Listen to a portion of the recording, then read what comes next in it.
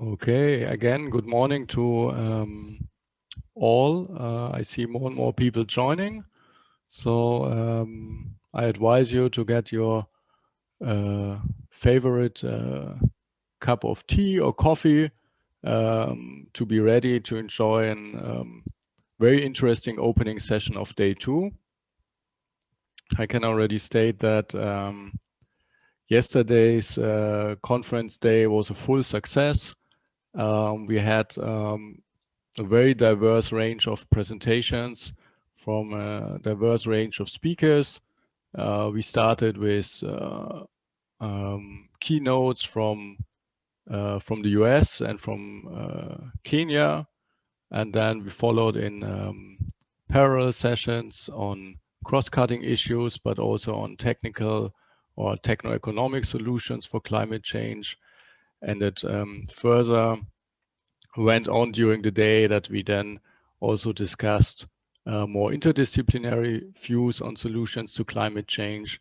And actually we ended the session already, or the day already, with a presentation on energy justice in African countries.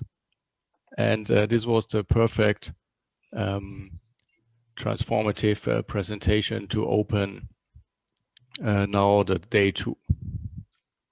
So welcome everyone. Welcome to the online conference, Interconnected Voices, on climate change, equity, and the way forward. And if you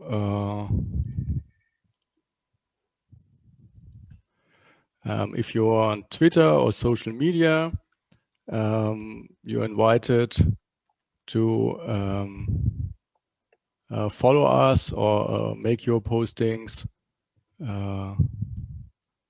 on with using the hashtag Interconnected Voices 2020. And I think, wow, the room is really filling. So good morning, everyone. Again, welcome to the conference Interconnected Voices. And I would say that for today, we don't need introduction to the conference platform.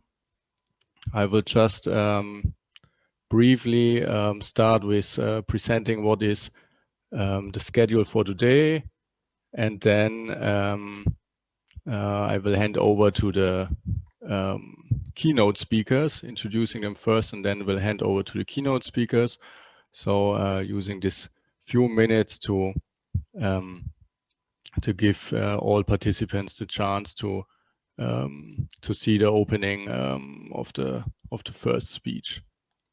So what do we expect today? So I used the conference platform to share this with you so that you also get experience with using the Summit platform. So you should now see my screen here. So we are at day 2, Thursday. So this is the first challenge everyone has solved. Joining us here is find the right day. And then we are in the opening session about climate justice.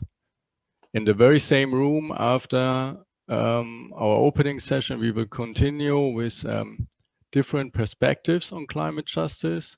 This will be chaired by Hannah Pfeiffer. And then we have 3 presentations. One is on protecting nature for the future generations from the indigenous people and climate justice, from the Indigenous Peoples Major Group for Sustainable Development. The presentation 2 is Counterframes of Climate Change from Karlin Schuster from the Technical University of Munich. And presentation 3 is Whose Crisis? Some Questions from Social Movements with Mihir Sharma from University of Bayreuth. And this opening session and session 1 are again in a kind of presentation mode, but everything will be interactive via the chat and the Q&A function.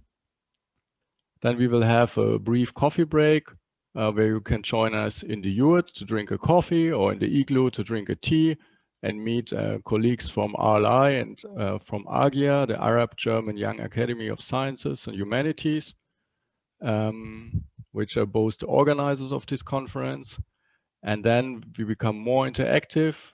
We have a session on dealing with climate depression from the Psychologists for Future.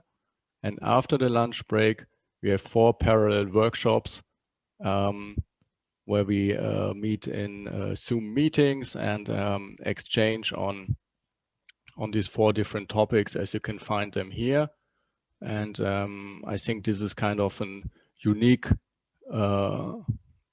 program point here in this conference, that we not only give you presentations, but invite you to be interactive and join workshops to work on solving climate change and climate injustice.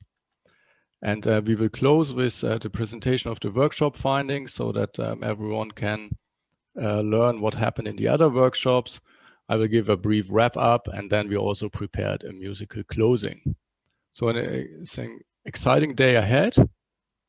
And so that we don't start the day with any further delay, I would like to start with the opening session by introducing our first 2 keynote speakers, Zakia Soomauroo and Katrin Lammers.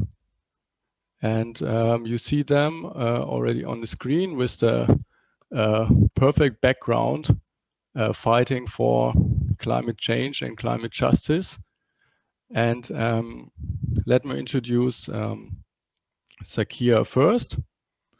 So Zakia is an islander by heart and literally.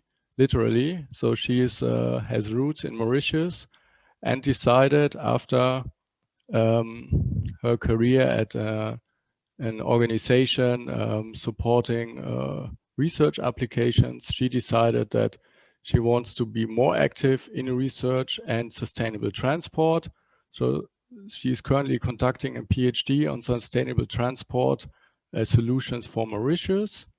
And via her work on these transport solutions, she digged also further in the topic of climate justice and things like fair street space allocations. So I'm very curious to hear about her views on climate justice today in this presentation.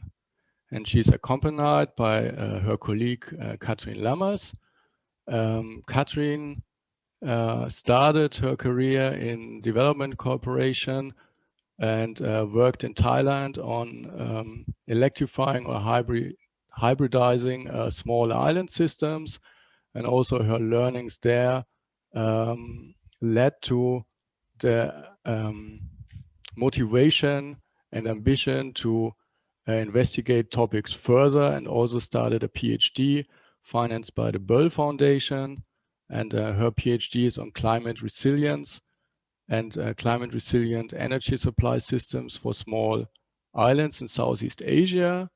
And also this topic of climate resilience is strongly linked with climate justice. So, so they both decided to join forces for what I think will be a quite exciting opening keynote. So Katrin and Zakia, floor is yours. I can see the presentation well, so you can just start and go ahead. Wow, hello, and thank you for such a nice introduction, Philip. Right, so I'm Zakia and this is Katrin, and today we want to start the morning session with a broad introduction to the intersections between paths and patterns of climate change and their consequences for different conception of justice.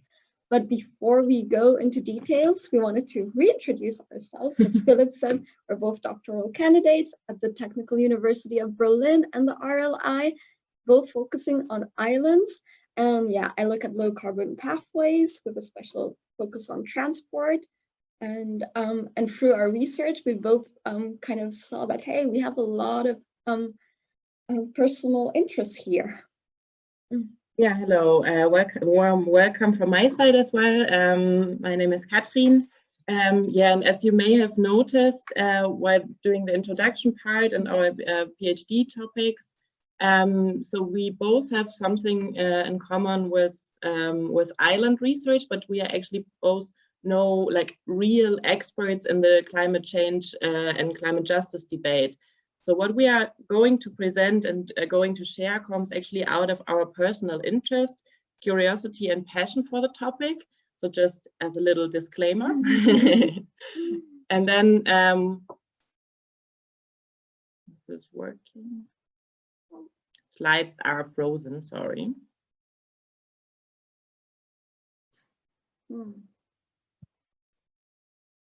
Yes, now it should work. All right, technical difficulties always occur. With Corona. So before we actually start to deep dive into some aspects and reflection of climate justice, we need to understand, first of all, the impacts and consequences of this climate change. So as we all know, they lead to large-scale shifts in the world's ecological, societal, and economic systems, and they're actually rapidly redesigning the realities and livelihoods of humanity. And what is actually very interesting to realize is that they are simultaneously victim and driver of such impact. So you may think, okay, if we are victim and driver, so why don't we act on this?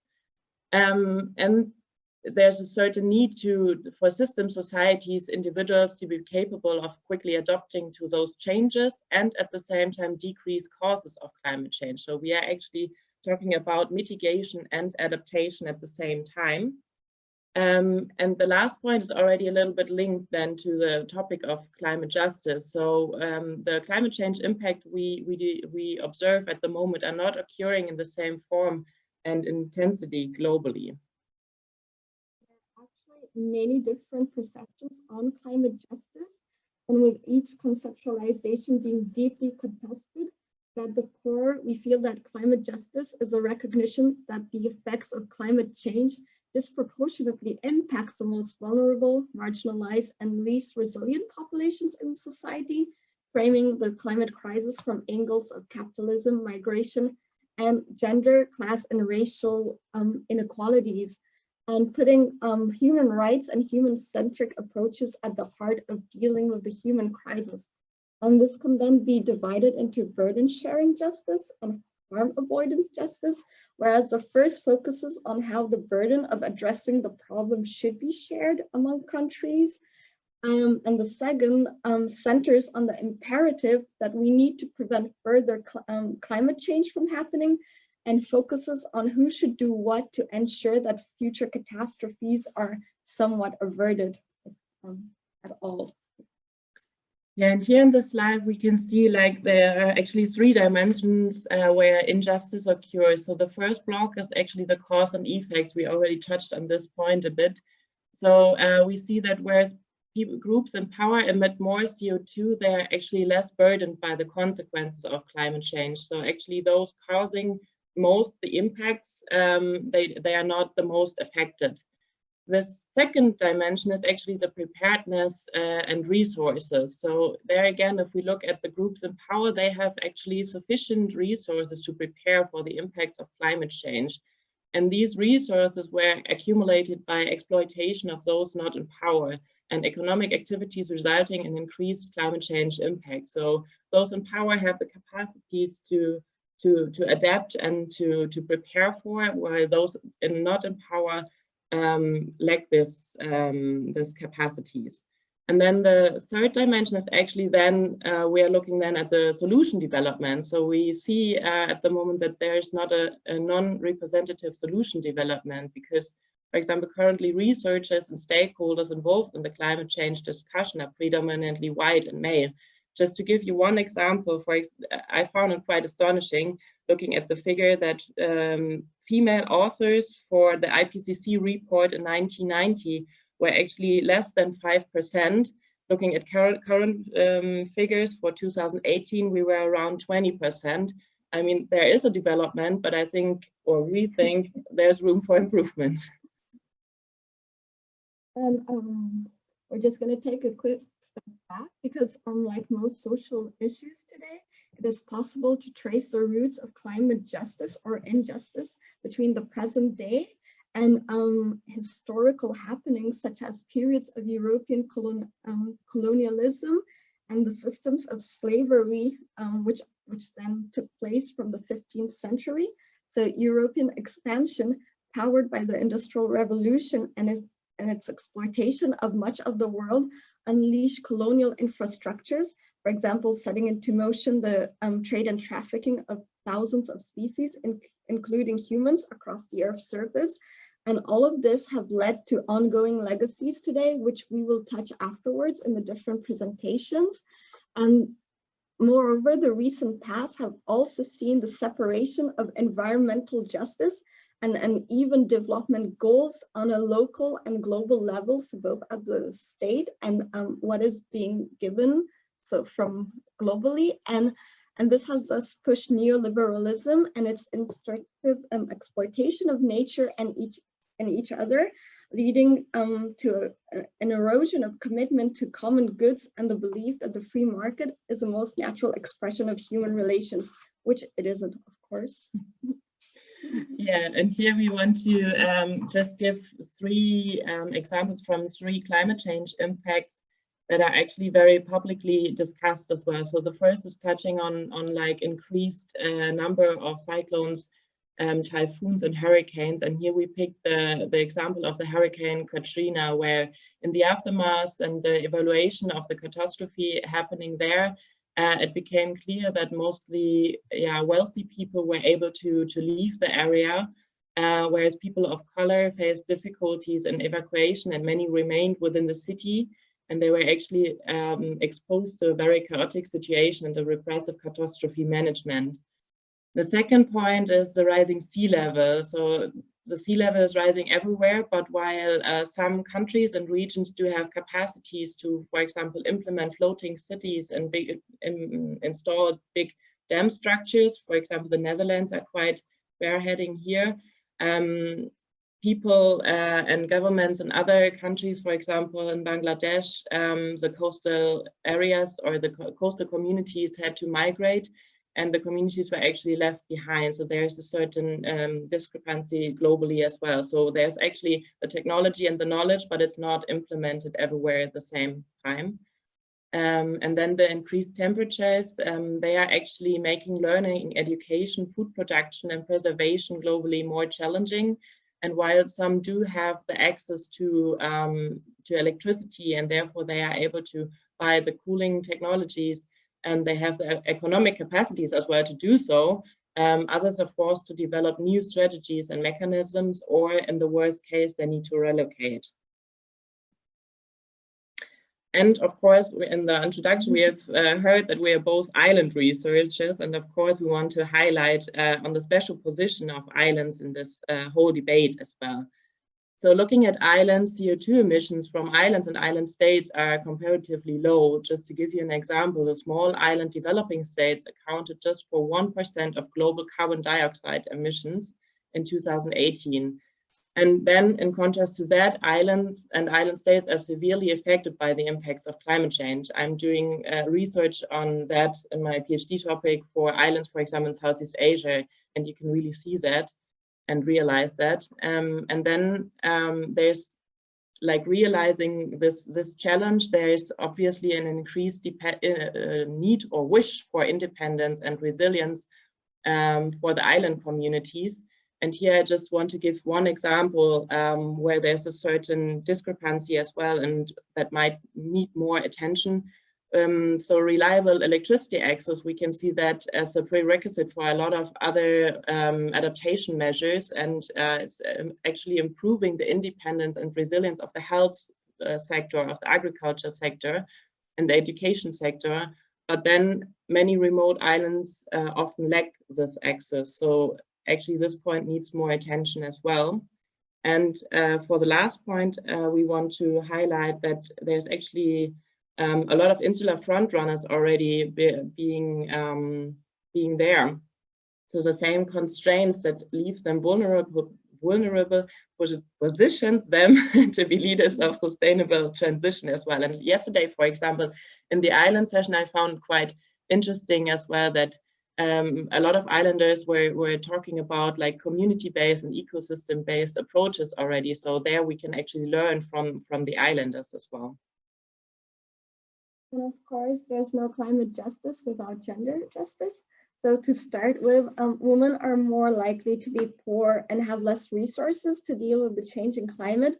Their place in society and the gender roles that define it and are imposed on them increase women's vulnerabilities to impact. So for example, poor women and children are 14 times more likely to be killed in a natural disaster than men.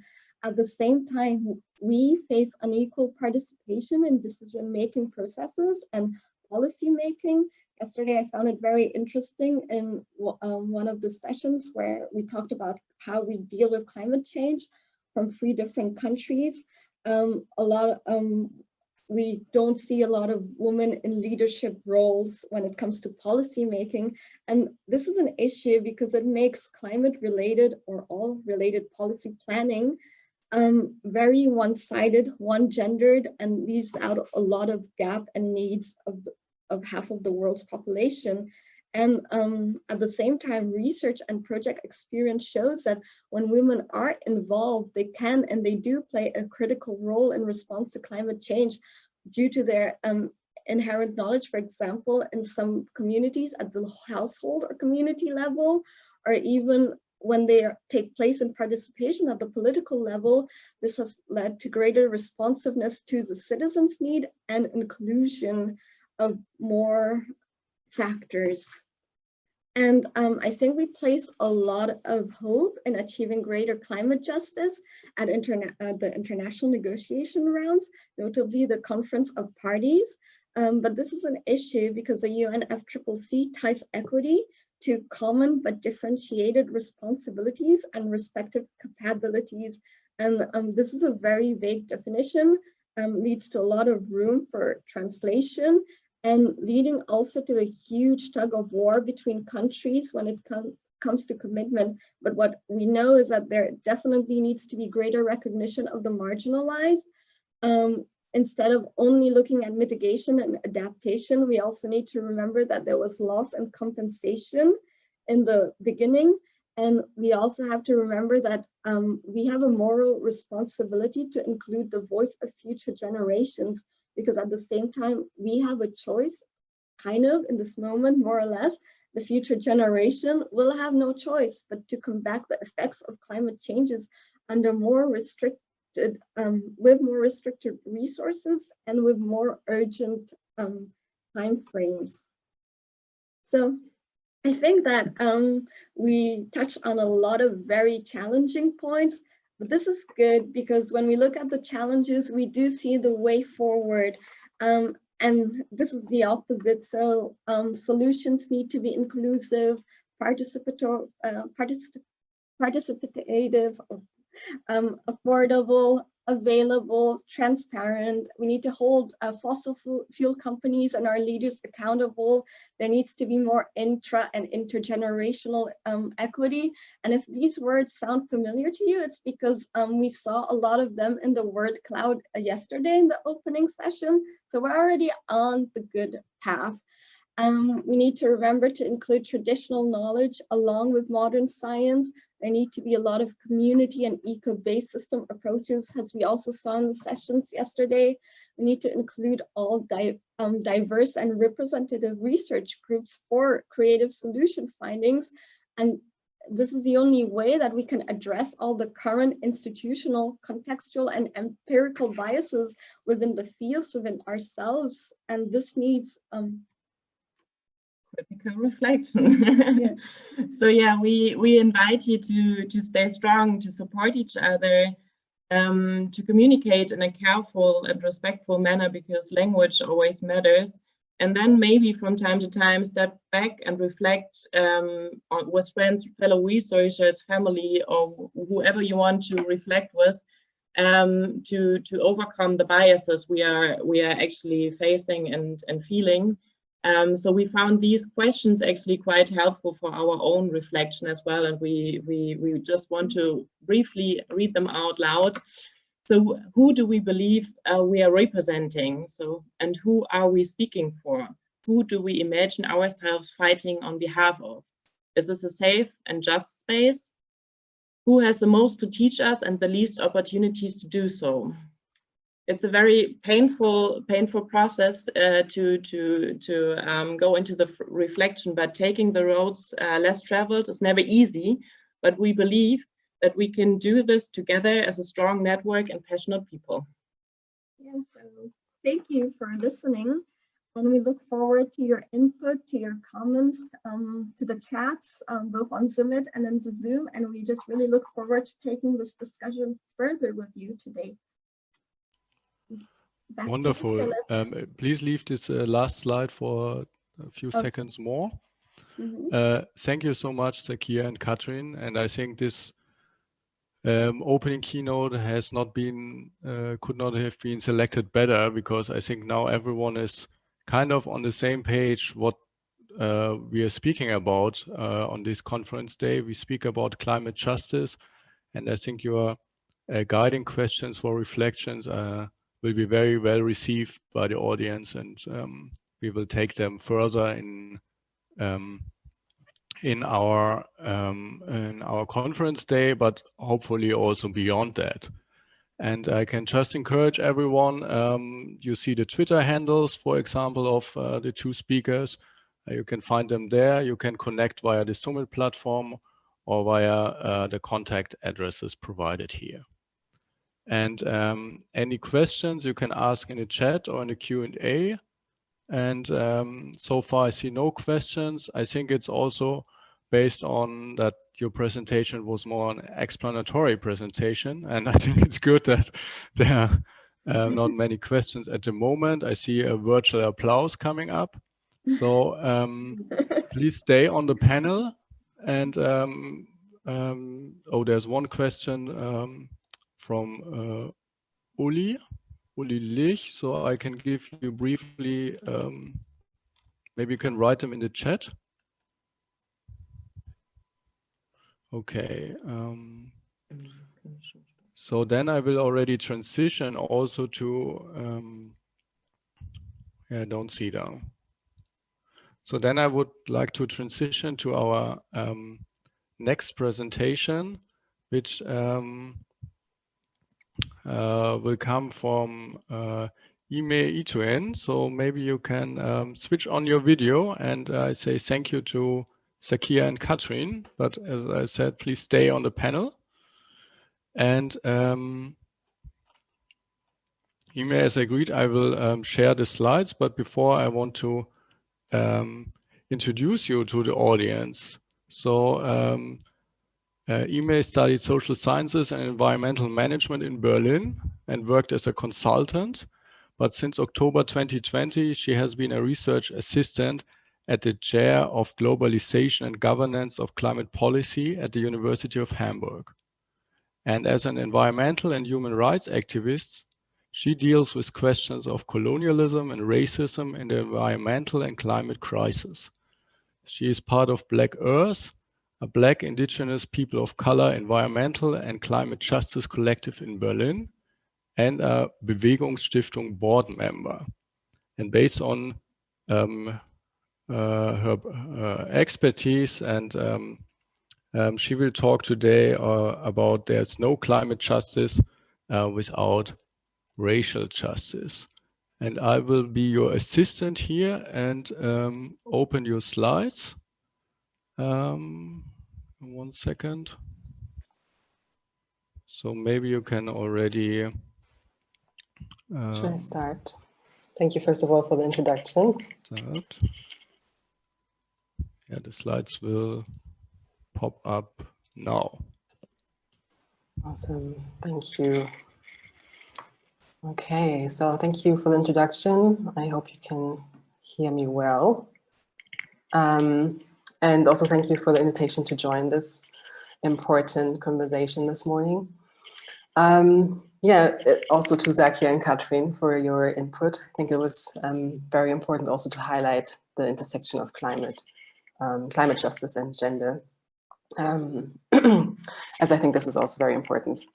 Our positionality, which is informed by race, class, and gender, and other forms of discrimination as well, obviously, is not only consequential to how much we are impacted by climate change. Where we stand on the intersection also shapes how we frame the climate crisis itself and how we frame climate justice. The stories we tell about climate change matter because they shape the way we analyze the present and think of solutions for the future. So you can switch to the first slide now. In her widely shared talk, The Danger of a Single Story, many of you might be familiar with this talk, Chimamanda Ngozi Adichie, a Nigerian author, talks about the danger of reducing the complex people and situations to a single story. She says, stories matter. Stories have been used to dispossess and to malign, but stories can also be used to empower and to humanize. Stories can break the dignity of a people, but stories can also repair their broken dignity. And even though this may seem theoretical and abstract, in reality, of course, the narratives we choose have a myriad of real consequences as we navigate through this crisis. So when we speak about climate justice, I think it's important to remember two things. Next slide.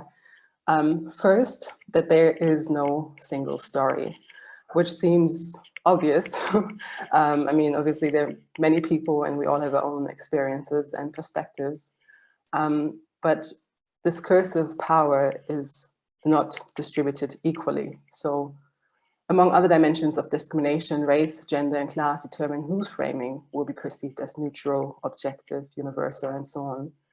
And the framing of the root causes of the climate crisis gives an interesting example of contesting narratives. And yeah, as has been mentioned in the previous presentation already.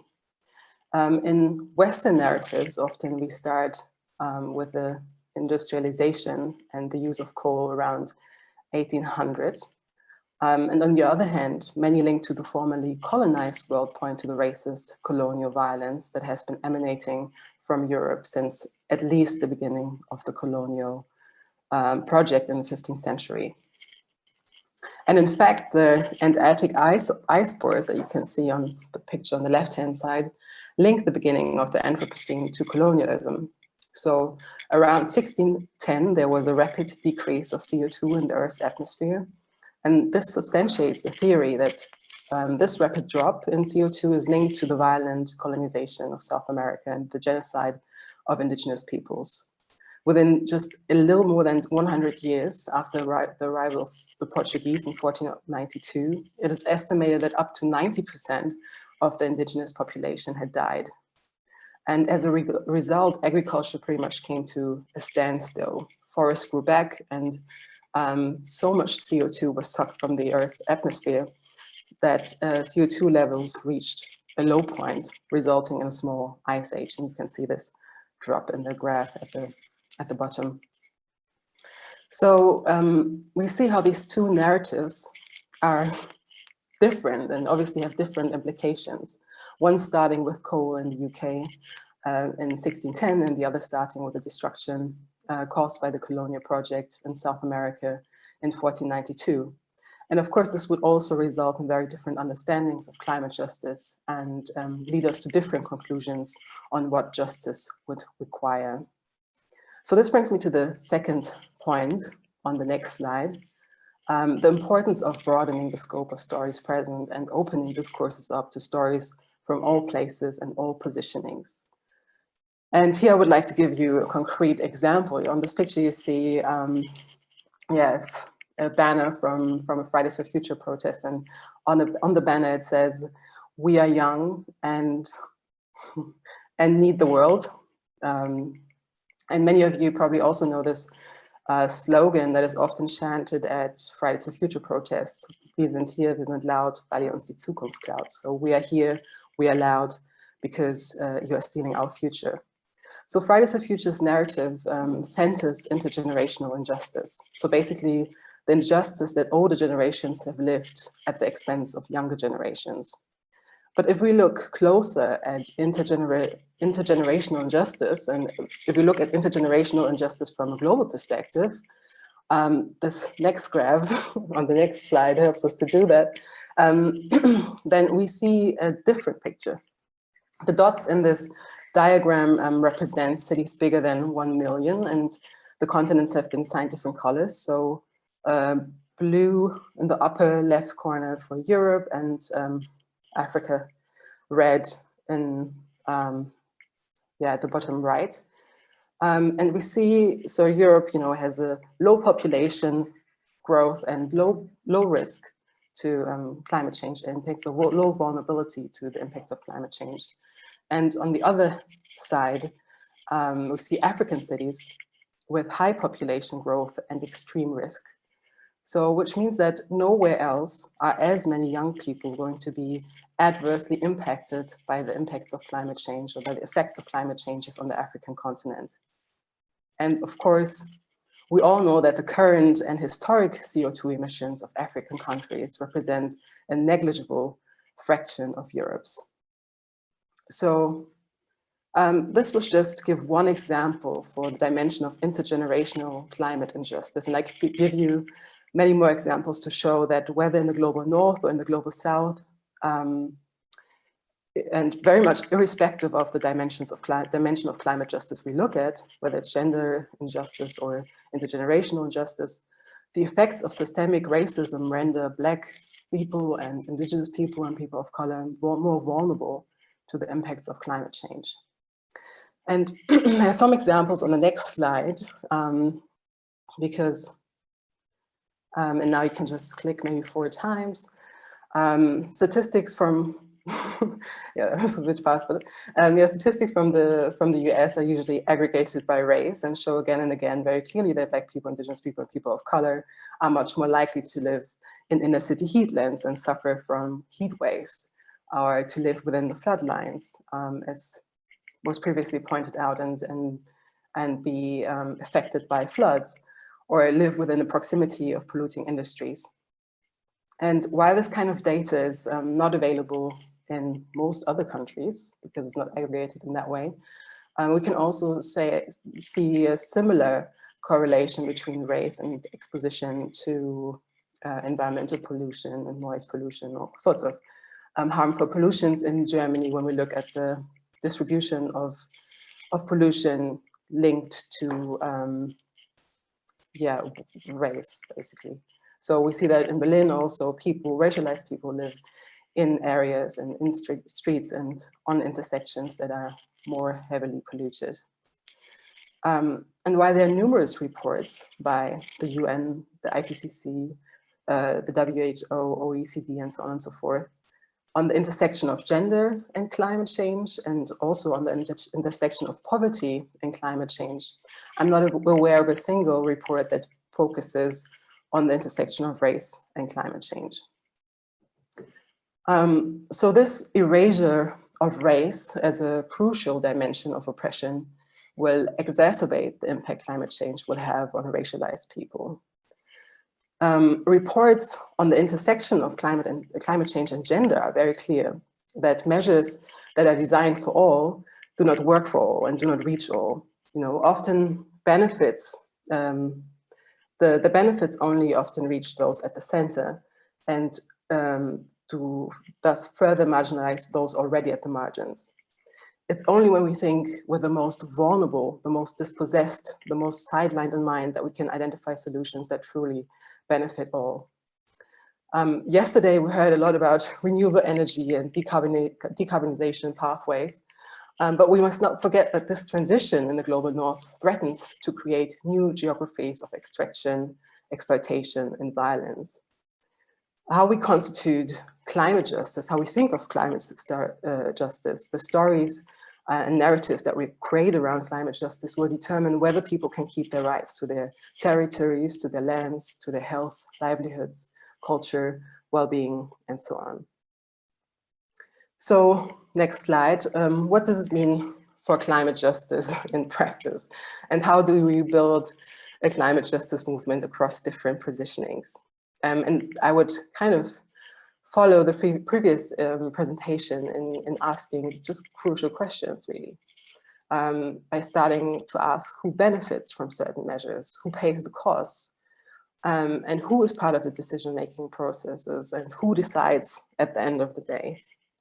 And I would like to end here with these questions, and thank you very much for your attention. I hope it became clear why we must include racial justice in our fights for climate justice. Thank you. Wonderful. Thank you so much, Imeh. And I just leave this slide for a few more seconds. I think also you are registered as a speaker on the conference platform. So for participants who want to reach out to you, they find your contact data there.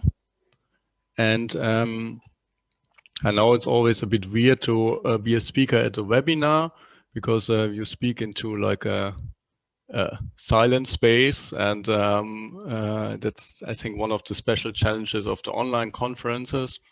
So also here I don't see questions, but please feel free to also comment.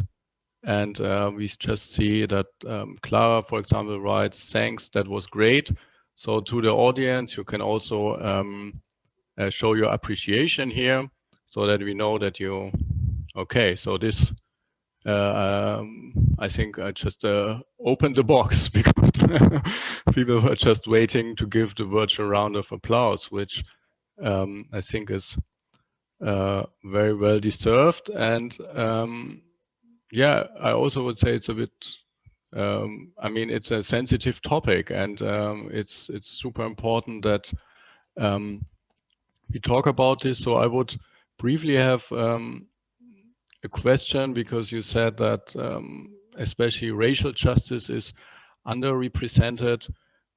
So do you see, or do you have maybe recommendations? We have a lot of like early career researchers or students here in at the conference in the audience. How would you recommend to tackle this? Like where do you see already movements or projects starting that we could connect to? Where do I see projects? I mean, obviously I myself am part of a group, Black Earth in Berlin, and there are several across the planet that focus also on this intersection. And I think it's important not to have these kind of voices drowned out. But part of the, you know, from maybe as a person who's not affected by racial discrimination, I think it's important to start with what Katrin and Zakia talked about, to basically really reflect on one's own positioning and ask these important questions when, especially, you know, making decisions that affect all of us. So I don't think there's a, Tony, I think, who was supposed to be also part of this conference today, and I don't think she could join, but Tony always asks this question of like, okay, how can we expect to have like a straightforward and a shortcut to a world that is free from, or to solving this thing that has been a racism that has been around for several hundred years. And I think there isn't. It's just really asking ourselves the hard questions and then doing the hard work and finding out how we get there by just taking these steps.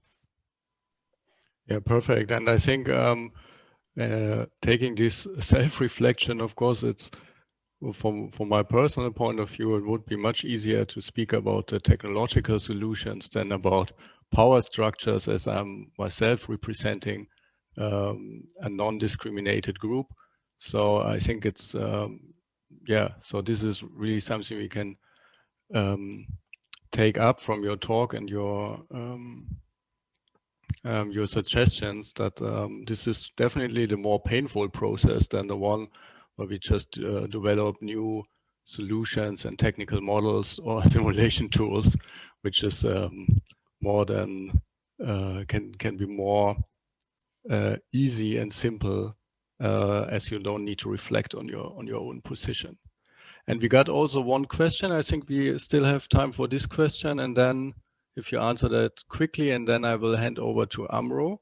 So Setu asked here in the Q&A, what have your experiences been in communicating these important concepts and frames of thinking to, in brackets, conservative decision makers? Is it representation the biggest is representation the biggest lever, or can we convince existing structures to change? Wow, so the challenge to answer this in half a minute. Well, first I want to connect to what you just said before, that it's easier to design, you know, engineer solutions. But the thing is that if we don't consider these questions, then the solutions we come up with, like I said, perpetuate violence. So, you know, it's important that we take the time and delve into these questions. And then also, I think in a way, I always get asked also, what is my, you know, where do I see change, and am I hopeful that things are going to change? And I don't have a straight answer to that as well. I think, yeah, what should motivate us is that there's really no way around it. I always say that organizations that don't take this critical work seriously, in my opinion, are obsolete, because at the end of the day, you know, solutions or, you know, solutions that focus only on a minority, a global minority, shouldn't be anything that we promote or put any time and energy into. Perfect. Thank you so much. And if you like, you can also click into the Q&A and also type in an additional answer here. While I would like to invite now Amro to, you are already on the panel, but please switch on your video. Amro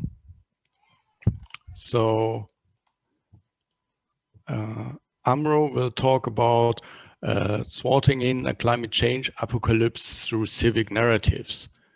And he's a sociologist at American University in Cairo, and his main research interests engage with Arab public spheres, exile, and the political philosophy of Hannah Arendt, Václav Havel, and Byung-Chul Han. He focuses on the human condition under assault from the forces of global consumption, material culture, digital technology, and how they shape identity, city meaning, modernity, and citizenship. He also runs the Theater of Thought project, which introduces sociological concepts and philosophical ways of thinking to the public. And I think from his from this short description alone, you might figure out that this will be a deep philosophical talk, I hope. And I will also would also like to mention that I know Amro from being an AGIA member. So we join fellows from the Arab German Young Academy of Sciences and Humanities. And I think this is one of the benefits of this academy, that you connect internationally and that you can join such conferences together. And now I would like to give the word to Amro, and as you requested, I will do the screen sharing of your background picture. Thank you.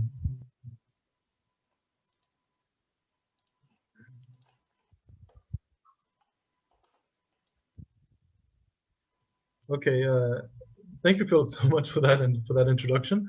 I would like to thank Zakia and Katrin and Imeh for very beautiful and compelling presentations. Thank you, Imeh. Your idea of the story and the multiplicity of different stories is a nice segue to what I'd like to talk about, the civic narrative. As you can see this diagram, so it's from the New York Times from 2 years ago, and it's a projection of what will happen to my city where I'm currently at now by the year 2050. By the way, I think this conference really ties well this week, because there are floods outside on my streets, and I could actually take a jet ski and go through the streets with it. Although it's a bit better today morning, but it will come probably back again tonight.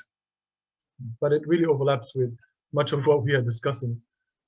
The diagram is by two researchers, Scott Cope and Benjamin Strauss, in the Journal of Nature Communications. And this shows you what is going to happen to this ancient city.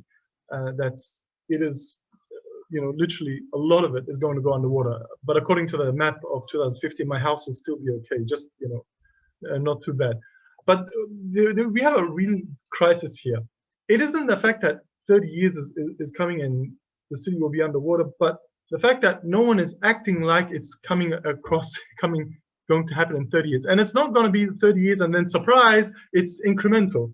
That's what's going to happen.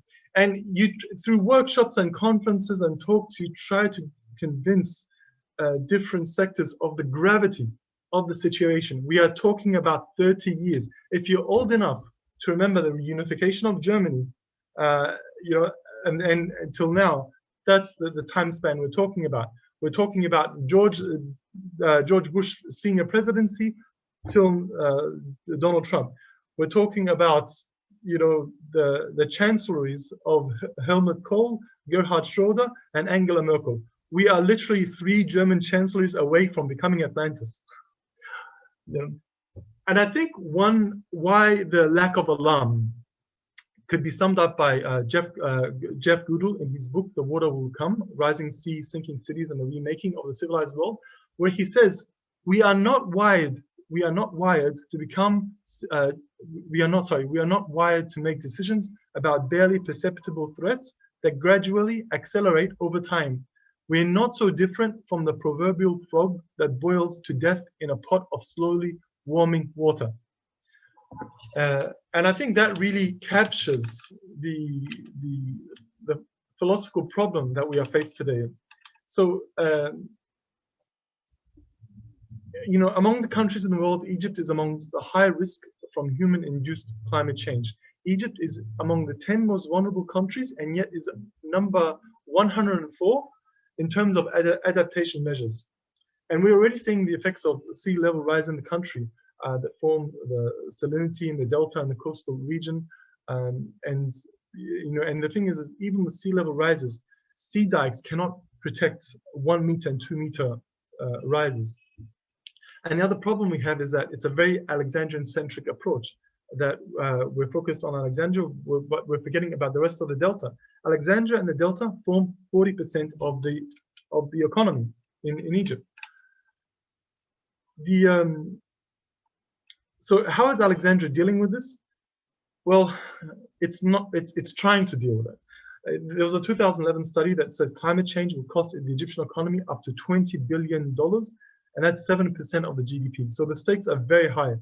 The other problem is that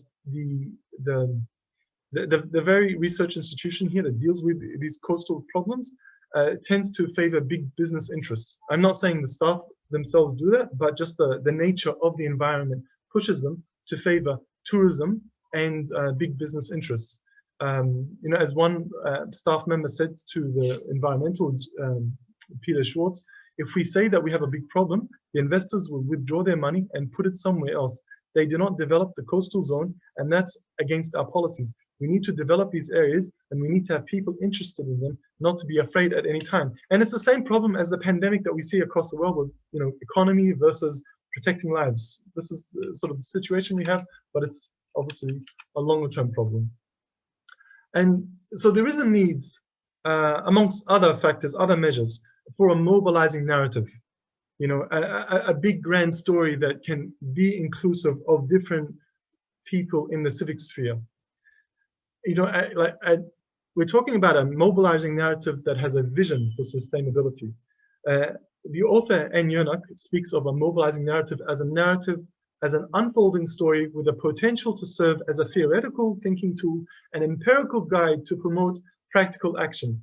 The narrative must include direction towards sustainability, distribution, global inclusiveness, and diversity, multiple approaches, methods, and solutions. It must also support arenas for dialogues and practices while aiming to replace deep divisions and distorting understandings that come about with people who reject climate change. And very, very importantly, as James Copstock says, mental models exist as a form of bounded rationality or deliberate simplification precisely to facilitate action in the face of potentially overwhelming system complexity.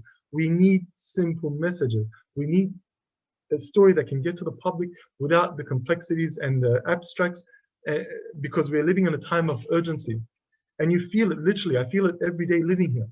You know, that something, you know, you feel like you're living on the eve of the apocalypse. But life goes on, of course.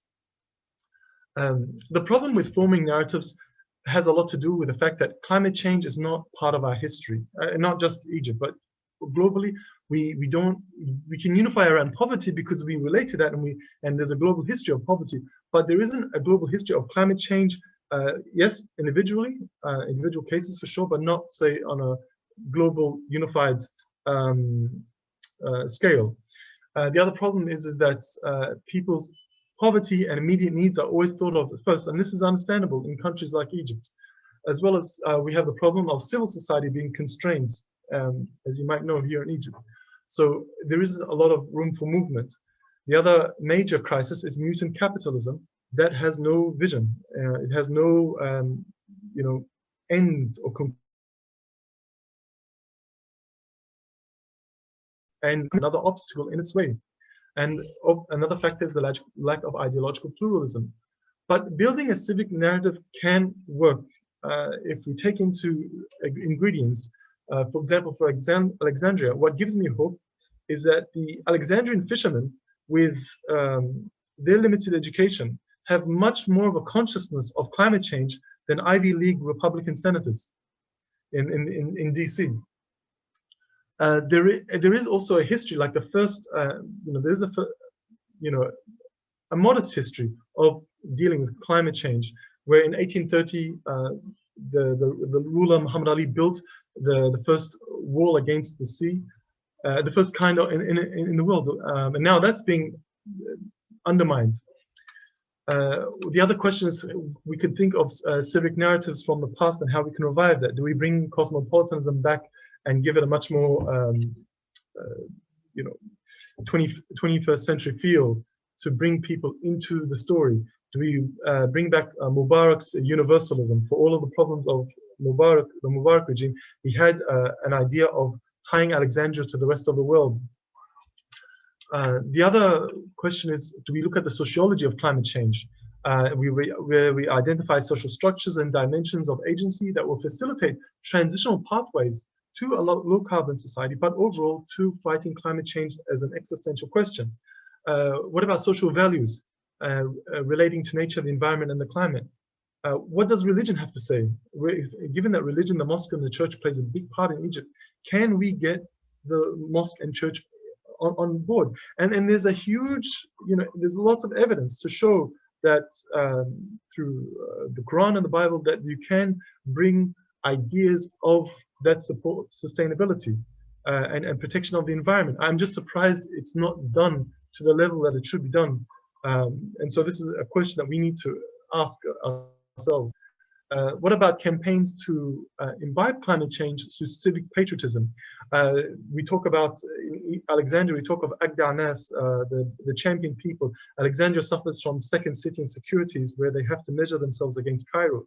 Okay, fine. You want to be the better city? Then you are the one that is going to be drowned. So you've got to take these cliches that you have and translate them into action. And the thing is, with cities, there was a book that was published in 2009.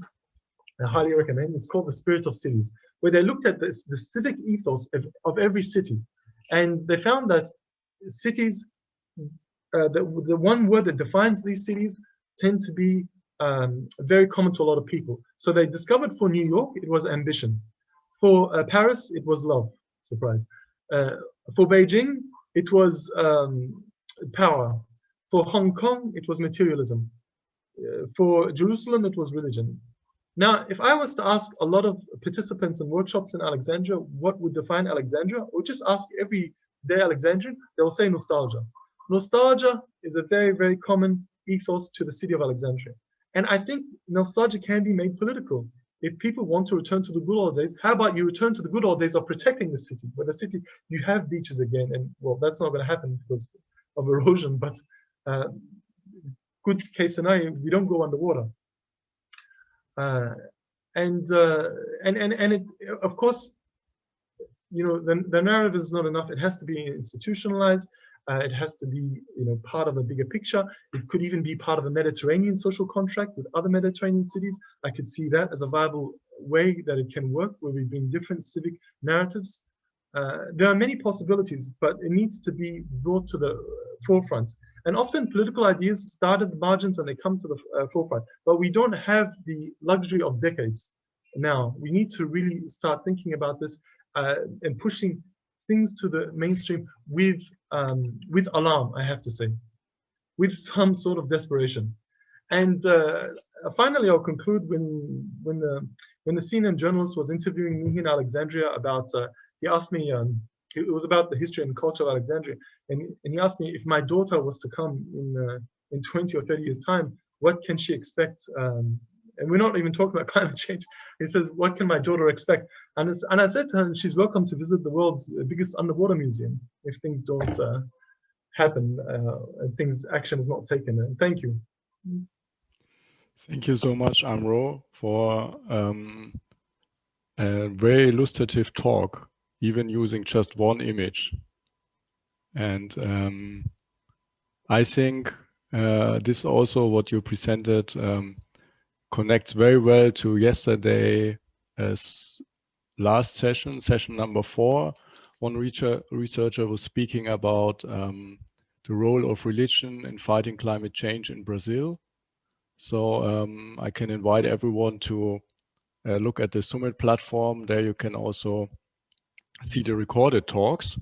But first, I want to ask if there are questions to Amro. I don't see them in the chat. We're also approaching very quickly the end of this session.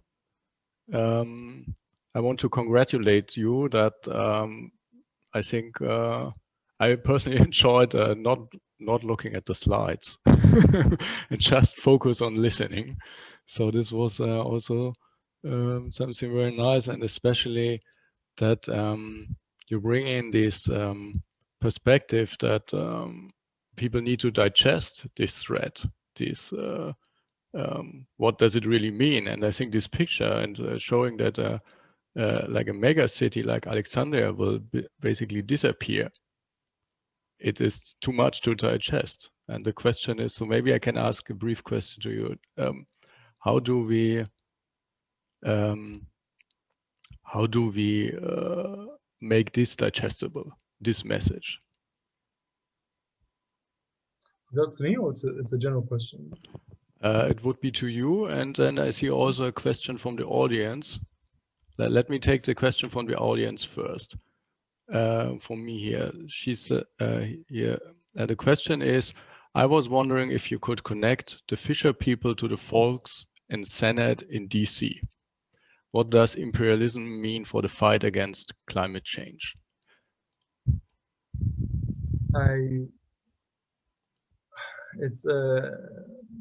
Well, the thing is with the idea of climate change, it's not rejected in Alexandria. I don't find it. It's not the way it's treated as a choice in the US.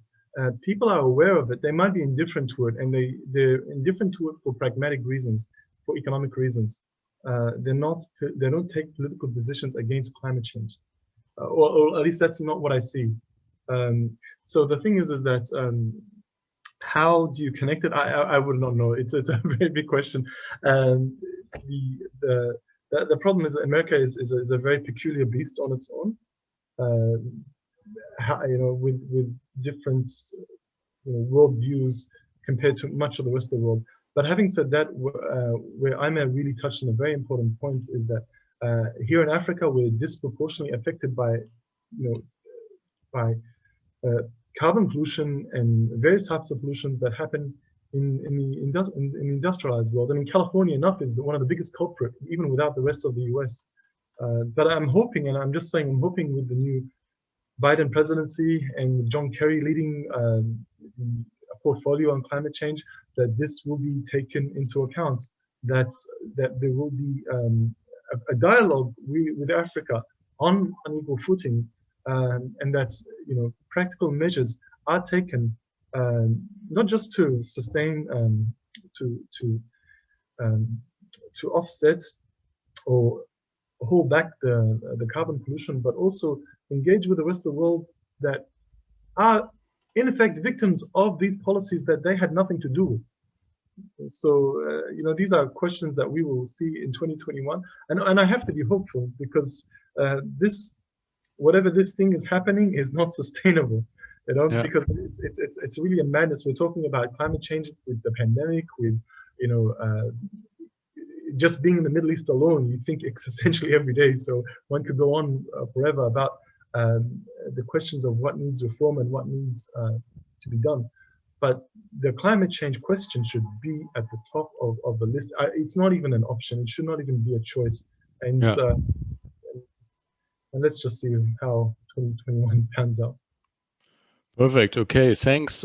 Thanks a lot. Thanks for answering this. There would be another question, but I'm afraid that we already beyond the schedule here, and we see also the panel is filling up. So even a virtual panel can get crowded. So Amro, you might just want to answer the question in the chat directly, if you see it. And you answer it now? No, like you can type the answer in the chat. Sure. Okay, perfect. Then I would briefly like to ask Imeh, Zakia, and Katrin, and Amro to switch on your videos again and say a wave goodbye to close the opening session. So it was awesome to have you all on this panel.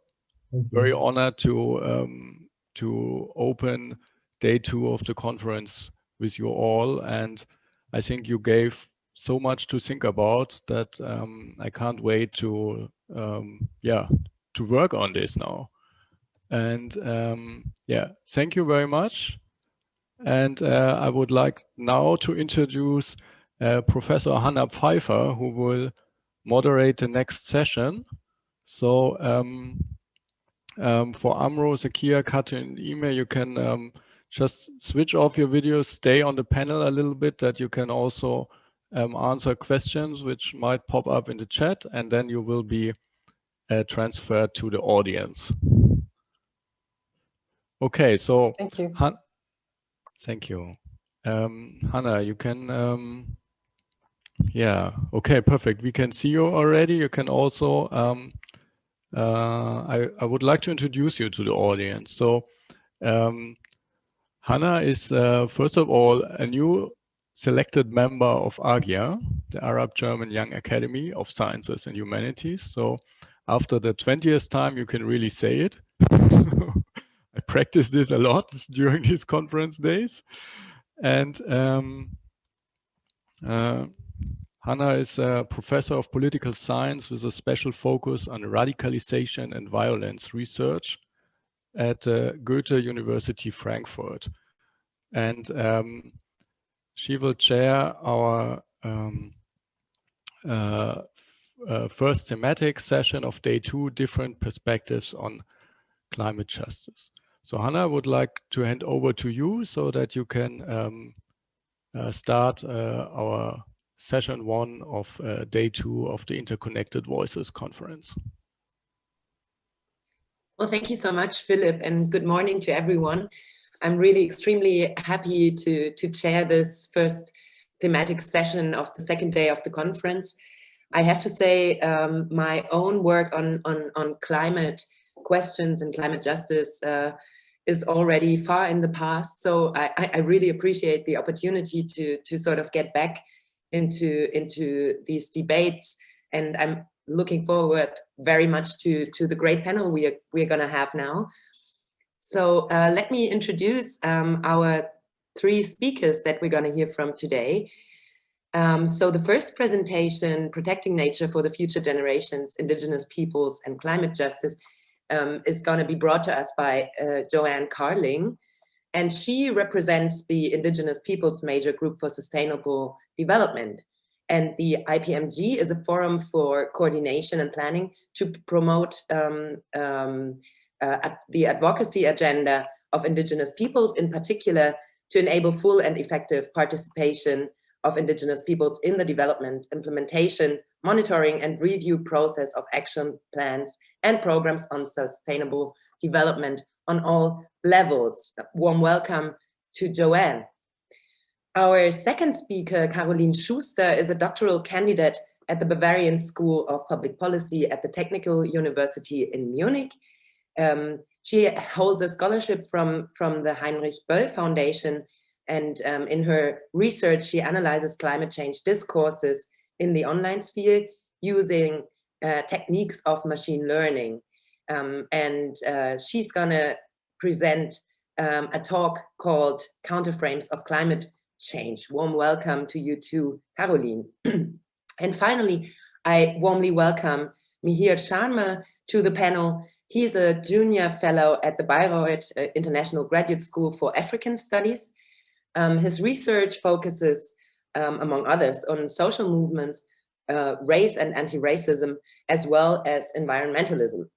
He is an anthropologist by training, and I find most interestingly, he holds an MA in medical anthropology. He will give the third paper on Whose Crisis? Some questions from social movements. Now, before I give the floor to Joanne, I would like to tell all of you that you got around 15 minutes, 10 to 15 minutes for your presentation. I will try to give a sign once you approach the end of your talk. And I will then allow some time for direct questions after your talk, after each presentation. But I would kindly like to ask the audience to keep their points of discussion maybe for the end of this session, so that we only have direct questions after each talk, and then maybe combine the questions in the final session. We should then have enough time for this. We have 1 hour, but I heard it would be fine to also give ourselves 5 minutes more if needed. So if you have a question or comment, please do use the chat, the Q&A chat that is available to you. Simply type your question. And yeah, now I'm happy to give the floor to Joanne. Looking forward to your presentation. Thank you, and thank you for giving the IPMG the space to interact with a lot of the young people who are our future, if I may say. So let me share the perspective of indigenous peoples with regards to climate justice. Around 5 years ago, an indigenous village in Cambodia near the river were doing a series of rituals to appease their ancestors because they thought the reason for the flooding of their land was their lack of paying respect to their ancestors and to nature. Only to learn later that the large hydro dams in Vietnam in the upstream of the river was releasing water and causing the flooding of their lands. In Brazil, the customary forest protected by indigenous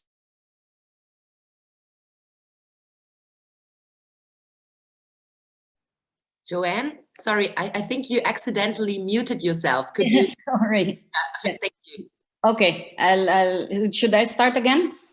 Well, we heard you. If you just could repeat maybe the last minute you talked. Yeah. Okay, so in the example that I was saying on the Cambodia, they learned later that the cause of the flooding of their land was the release of water from Vietnam in the upstream of the river. In Brazil, the customary forest protected by indigenous communities in the Amazon is being burned down by ranchers for expansion of their ranches. In Africa, the Maasai are in desperate situation because their cows and herd of animals are dying because of severe drought, but are not getting any kind of support. In Ecuador, they are demanding the rehabilitation of their lands and resources destroyed by oil spills. In Norway, the Sami people are opposing the windmill farms as this will severely affect their reindeer herding areas, which is part of their culture and livelihood. In the US, Native Americans are defending their lands, rivers, and resources from tar sand mining. In Siberia, Russia, indigenous peoples are raising their concern on the unsustainable nickel mining for electric cars of Tesla. In the Democratic Republic of Congo, the indigenous peoples protecting their forest, which is declared as national park, are being evicted as they are regarded as destroyers of the forests.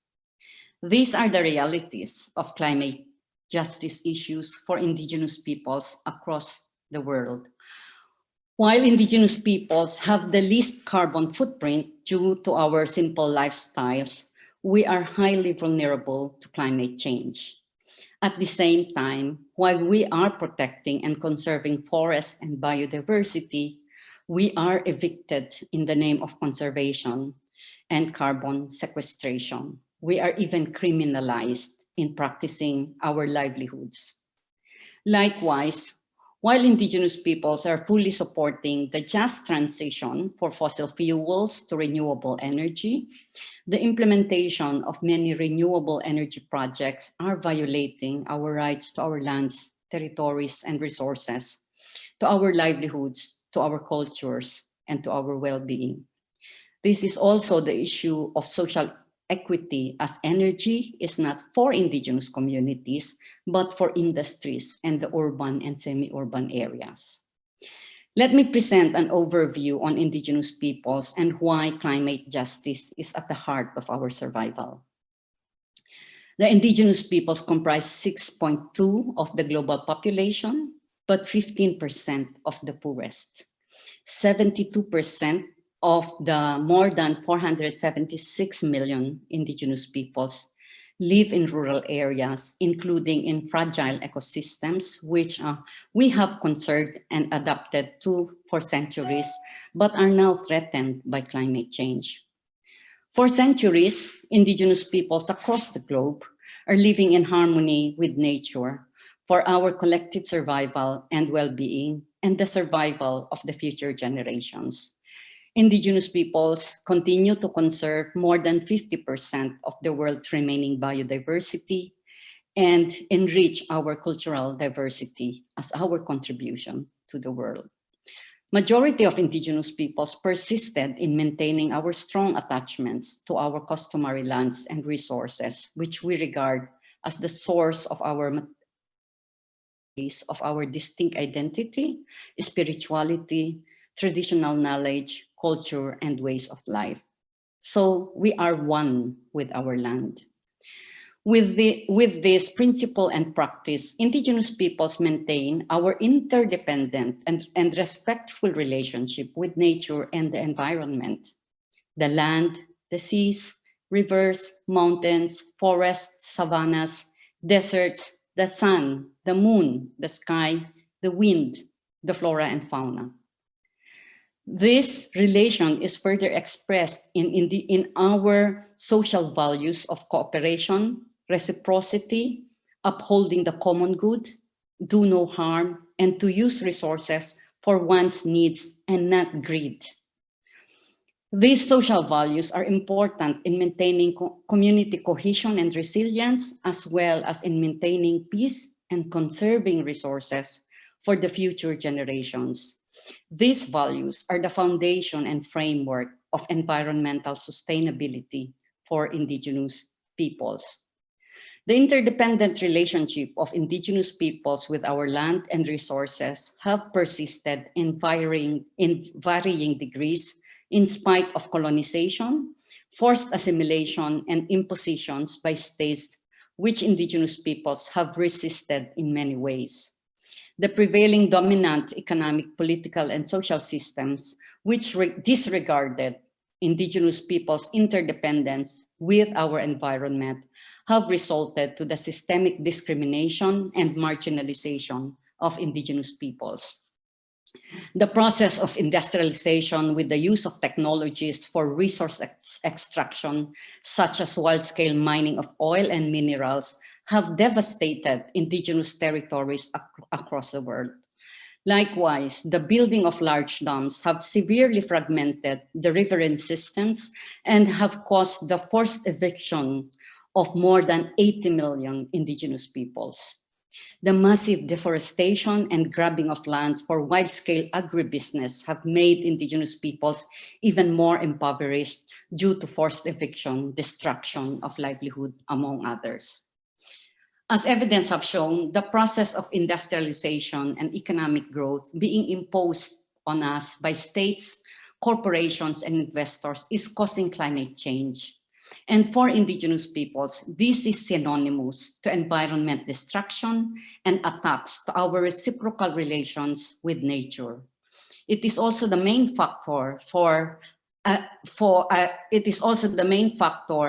on social inequity and the lack of social justice. This so-called development has resulted to serious pollution of rivers and water from mining toxic waste, dumping of nuclear waste, destruction of forests, resulting to loss of biodiversity, among others, which is also a factor of why we are having the COVID-19 pandemic now. These have profound impacts to indigenous peoples, not only in relation to our sustainable livelihoods, but also to our cultural heritage, traditional knowledge, well-being, and our overall survival and the survival of the future generation. Thus, the demand for climate justice needs to include the respect and protection of human rights, including the rights of indigenous peoples, the need to transform the unsustainable economic system to people-centered development and environment protection, stronger accountability mechanisms for governments, corporations, and business groups, including effective mechanisms for access to justice at different levels, from local, national, regional, and global. For indigenous peoples, climate justice requires the recognition and protection of our inherent rights to our lands, territories, and resources, and to self-determination, and for the sustainable and equitable use of natural resources. This protection shall provide the enabling environment for indigenous peoples to continue our practice of living in harmony with nature. This will enhance our conservation of biodiversity, strengthen our resilience, and our contribution to combating climate change and to protection of the environment. While indigenous peoples claim 60% of the land surface as our customary land, only 10% is legally recognized. The collective rights of indigenous peoples, including our right to our distinct cultures, are affirmed by the UN Declaration of Indigenous Peoples. So it's time for states to abide by their international human rights obligations to indigenous peoples if we are to achieve climate change. The prevailing criminalization of indigenous peoples and killings of indigenous peoples leaders with impunity needs to stop, and access to justice needs to be provided to victims and their families. The eviction of indigenous peoples from their customary forests and lands for renewable energy projects and other so-called green projects and for conservation without our consent should stop. What we need is to build partnerships with indigenous peoples as rights holders and as stewards of nature who are providing solutions to climate change. We need to provide an enabling environment for indigenous youth to learn and practice indigenous knowledge, principles, and values in living in harmony with nature. We need global solidarity and sustained actions to demand accountability and transform our systems to protect our planet, ensure social equity, non-discrimination, and to live in harmony with nature. Thank you.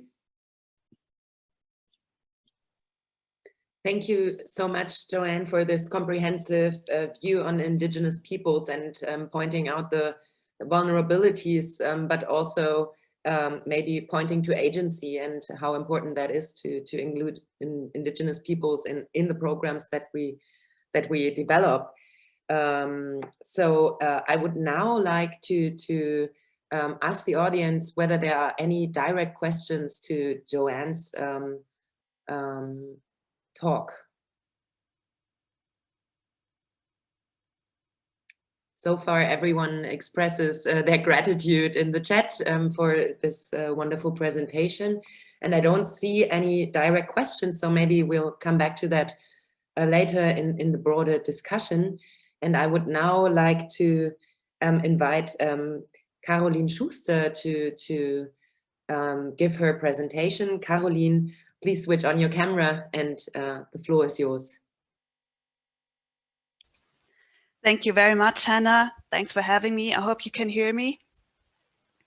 Okay, great. Sound is working. All right, let me share my screen.